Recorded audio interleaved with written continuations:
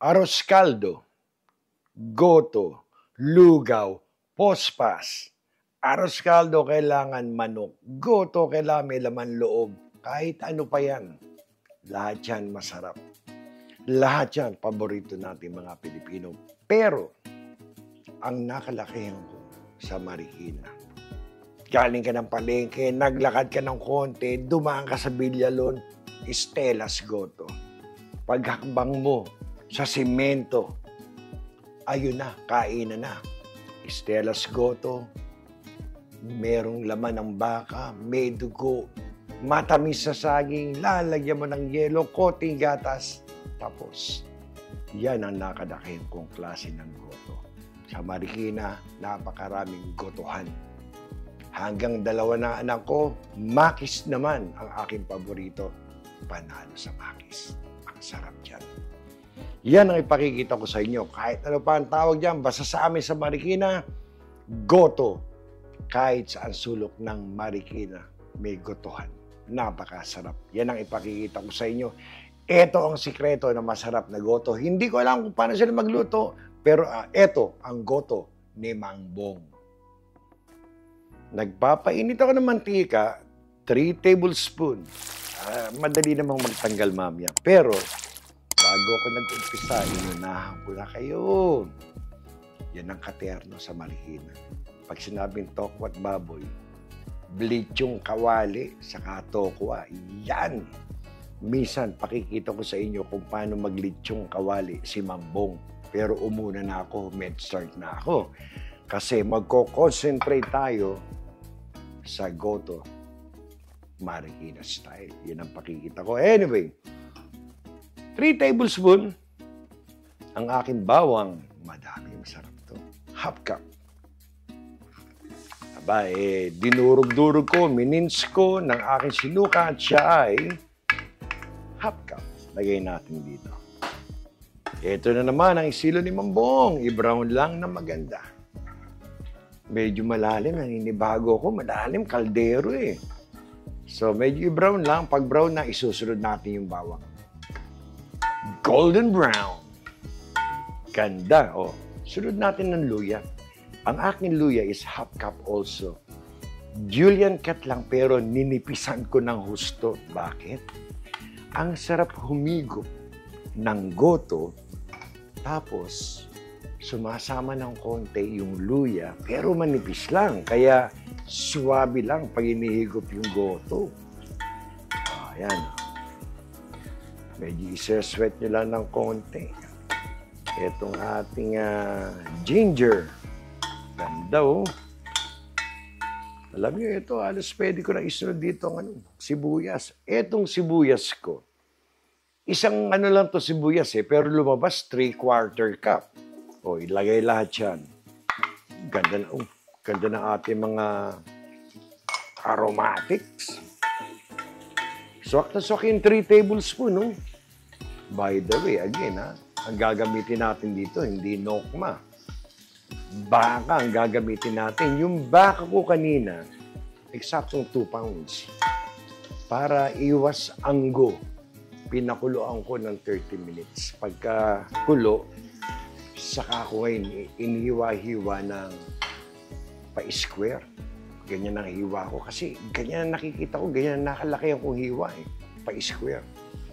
Ayan. Ano lang, nilagyan ko lang ng konting salt. Huwag lang din magkaroon ng salt. Habang pinakukulaan ko, tinapon ko yung unang kulo, hinugasan ko siya, in-slice ko na. Para sa atin, sa Pinas, walang problema. Lalo't alam niyo yung source ng baka ninyo. Alam niyo yung sariwa, maganda. Pwede niyo nang hiwain. Direktang igisa ninyo. Ito, sumafety lang tayo. Yan, ganda na ha. Alam niyo, medyo may karamihan itong ating gagawin. Actually, ito, half ng normal na ginagawa ko. Hinahati ko pa yan, pero marami pa rin yan. Lagyan natin muna ng 1 tablespoon. Masarap yung lasa ng paminta. Yan, 1 tablespoon yan. Sarap yung lasa ng paminta sa goto. Yan, no? Amoy agad, nagigisa agad yung paminta, naro-roast. Ganda. Susundan ko na agad ng patis yan. Dahil ito medyo sabaw to, lugaw. Lalagyan ko ito muna ng mga 2 teaspoon. 1, 2. Swak yan. Baka nga kulangin pa, baka mag-adjust pa tayo mamaya. Oh, ang ganda na. Normally, ang sinusunod ni Mambong diyan, eto, hindi ako magluluto ng goto kung walang saffron or kasubwa.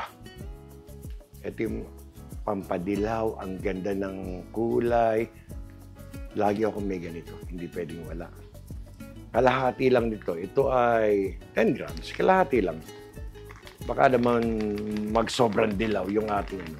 Pero di ba ang ganda? Hindi ko ba alam, parang may ibang lasa o lansa ko dito. Gusto ko ginigis ako ang aking kasabwa or saffron. Naamoy ko agad siya. Oh. Alam mong medyo naro-roast din yung kasabwa. Okay? Ngayon, igigis ako na. Etong aking baka, eksaktong 2 pounds din. Lagay natin, marami-rami ito. 1 pound nga lang, pwede na eh. Pero, hahanapin ng mga anak ko yan. Where's the meat? O, ayan, 2 pounds na nilagay ko. O, medyo paggulungin nyo lang, ha? Pag yung medyo nagbabraw ng konti, saka natin dadagdagan ng iba pang rekado. 8 minutes, medyo pinagulong-gulong ko siya. Ito, ang ganda, oh. Medyo malalim. Sana kita ng overhead cam, ha? Kaya na, kumukulay na yung ating kasabwa. Ito, alam na this. Alam niyo na to. Estilo ni Mambong, wala tayong maililim sa inyo. Garantisado. Subukan niyo. Napakasarap sa goto. Dinurog, ground na chicharon. Isang pack, puruhan natin yan. 1 pack. Ilang grams yan? 70 grams. Mambong, baka mabitin yung lasa niyan, ha? Baka hindi lasang gotong Marikina. Kaya natin ito. Dinurog na baka. Padali magdagdag. 1 teaspoon muna. O, yan muna. Yan po ang ating pang-flavor. Beef powder. O, ayan. Alam nyo, ilalagay na natin dito kasi ang gusto ko, by the way, hindi ako gumagamit ng malagkit. Purong bigas. 1.5 cup. Normally, 3 cups ang niluluto ko. Nahiya naman ako ipakita sa inyo kung gaano karami. So ngayon, kalahati lang. 1.5 cup. Purong bigas. Hinugasan ko lang ng 2 beses. Maya-maya, ilalagay na natin to para yung bigas natin, sip-sipin lahat ng ating rekado, lahat ng ating sangkutya. Saka natin lalagyan ng tubig. So, nakikita nyo, parang munggo, di ba? Na ang lapot ng aking gisa, ayan na, naghahalo-halo na yan. Kung ito'y manok, nagmamantika na yan, baka. Hindi ganun kamantika, kaya 3 tablespoon ang nilagay natin. O, ayan, ang ganda, oh. Ilalagay ko ngayon to para sip-sipin ang ating bigas, lahat ng ating rekado, lahat ng flavor. Ayan na.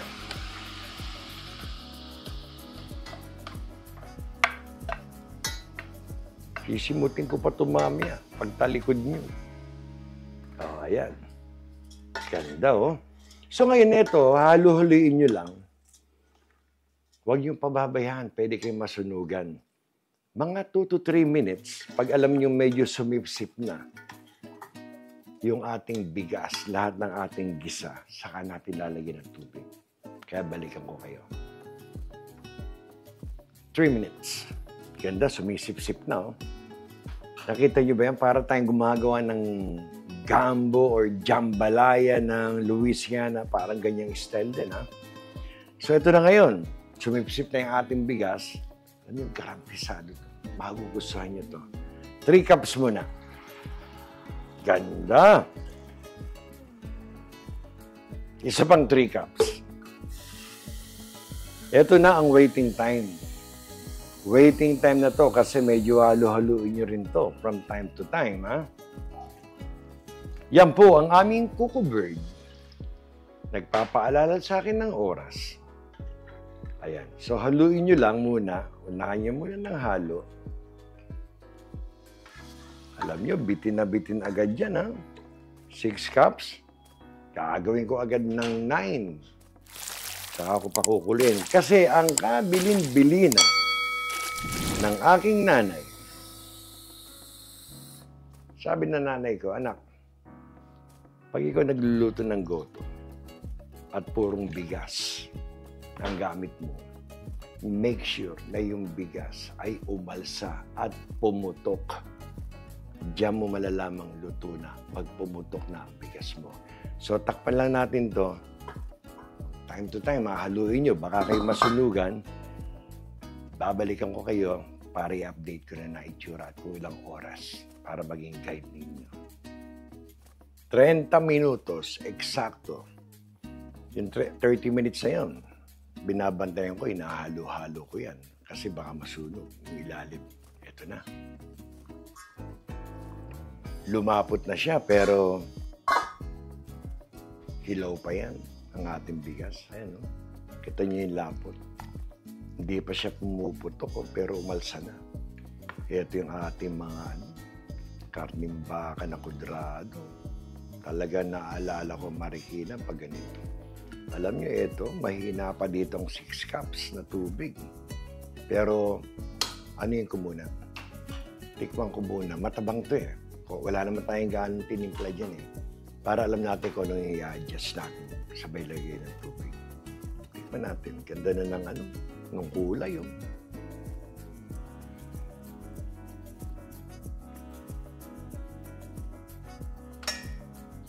Matabang pa, kulang sa linamnam. Dadagdagan pa natin ng tubig. Unahan ko na to. Itong ating beef powder, lalagyan ko uli ng 1 teaspoon. Para hindi puro asin. Kasi yung linamnam niya eh. By the time madagdagan pa natin ito, mahina pang 6 cups dito. Lagyan ko na agad ng 1 teaspoon. No? 1 tablespoon na. Kasi matabang eh. 1 teaspoon. 1 tablespoon. Yan. Saka natin titikman mamaya. Lagyan ko ulit ng 3 cups. Kasi paputok na yung bigas eh. Palapot ng palapot to, masusunog. Ayan. Mamaya, tignan natin kung kailangan pandagdagan ng another 3 cups. Or 2 or ano. So, halo uli. Huwag niyong titigilan kasi naninikit yan. Pwede kayo masunugan. Ayan ang ganda. Kaso, ang gusto natin, pumutok ang bigas. Yung dalawang dulo ng butil ng bigas, pumuputok yun. Ang ganda, parang bulaklak. Yun ang luto na. Para hindi laging kada lalamig, lalapot, lalagay kayo ng tubig, lalapot na naman. Paputukin natin ang bigas. Pagbalik ko, uli ay itsura nito. 30 minutos ang nakalipas muli. Alam niyo, habang nakatalikod kayo, dinagdagan ko ng 3 cups more. Tulad yan, sabi ko sa inyo, mabibitig pa yan eh. At naku, naputok. Habang yung last 30 minutes na yun, lagi kong kinukudkod ang ilalim ng siyanse. Baka maninikit talaga. So, eto na ha. Nakita niyo ba ang lapot na yan? Lapot at labnaw, ganyan lang po ang goto sa amin. Hindi po sobrang lapot. Ito, ang naalala ko, ganito lang. Itong ating mga laman, no? Ayun, ganda. Hindi yun lang makikita sa camera, ang bigas natin ay pumutok na ang mga dulo. Umalsa, pumutok. Napakaganda. Yung ating pwede natin tikman. Huling lasa, pero alam nyo, yung ating 1.5 cup na bigas, sakto sa 10 quarts capacity na kaldero ko. Ganda. Tikman natin. Alam niyo yung amoy, naalala ko yun. Goto sa Marikina. Kakamis. Lahat yata ng gotohan sa Marikina. Champion, puro panalo. Mapa Estelas Goto, Mapa Makis, Goto sa Garay, Goto Bab. Kahit goto sa kanto pa yan.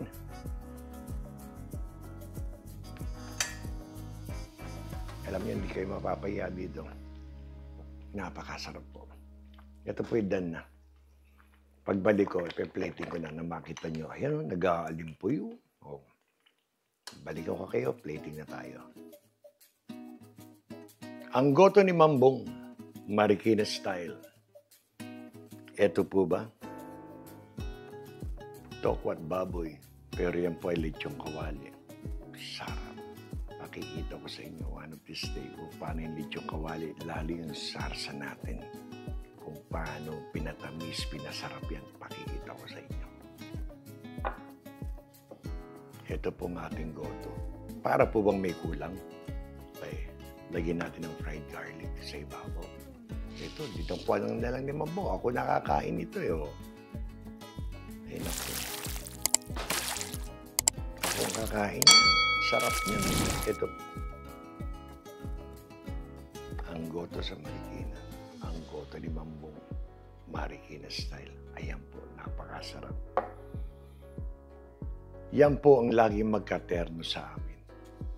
Umulan, mainit, yan po ay laging nasa Marikina. Sa lahat ng kanto, lahat ng sulok, may gotohan po sa Marikina.